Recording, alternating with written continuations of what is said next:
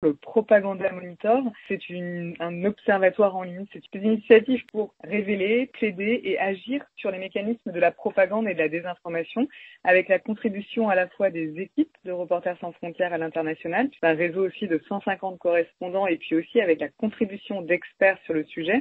Nous avions à cœur de faire un focus spécifique sur cet enjeu phare de notre temps en matière d'information, en matière de journalisme aussi. La plateforme va se focaliser dans un premier temps sur la propagande russe. Que mettez-vous dans propagande russe et pourquoi est-ce une priorité pour RSF? Alors, la propagande, tout d'abord, qui nous intéresse au sens large, c'est celle qui prend les atours, les visages, en tout cas du journalisme, à des fins idéologiques, donc qui détourne les codes du journalisme, les codes des médias à des fins idéologiques.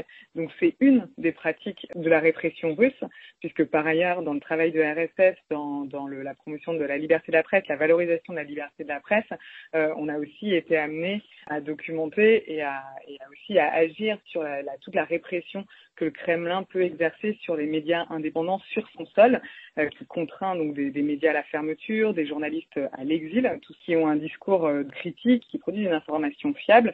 Et concomitamment à cette répression, la Russie exporte une idéologie qui sert ses intérêts à elle et qui prend un visage parfois médiatique, journalistique. Donc on pense notamment à des chaînes comme RT, qui est un organe d'influence d'État qui opère donc dans un contexte autoritaire, qui est financé intégralement par le Kremlin et qui se diffuse à l'international, et ce malgré d'ailleurs des sanctions, notamment à l'échelle européenne. Mais évidemment, on sait que le phénomène ne se limite pas au Kremlin, et évidemment on est amené à travailler et à déjouer les mécanismes de la propagande au sens large, où qu'elle soit, et par quelques acteurs qu'elle soit. Justement, j'allais vous demander si le lancement de cette plateforme n'est pas l'une des manifestations de la bataille géopolitique qui oppose la Russie à certains pays occidentaux. Le lancement de cette plateforme, je dirais, c'est d'abord une manifestation des défis qui se posent aujourd'hui pour l'information et pour le journalisme.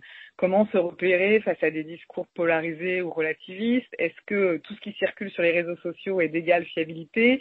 Qu'est-ce qui garantit la fiabilité de l'information? Donc, pour nous, c'est important d'abord de prendre en main ce défi qui est posé aujourd'hui, et parce que aussi défendre le journaliste, c'est de pouvoir reconnaître quand il est détourné. C'est ce qu'on constate partout à travers le monde, qu'aujourd'hui, le Kremlin use des codes journalistiques, des codes médiatiques, pour diffuser une idéologie qui va surfer sur un narratif en effet très géopolitique, anti-américain surtout en Amérique latine, anti-français ou anti-occident notamment en Afrique, pour in fine produire en tout cas des contenus qui au final ne servent qu'une seule idéologie.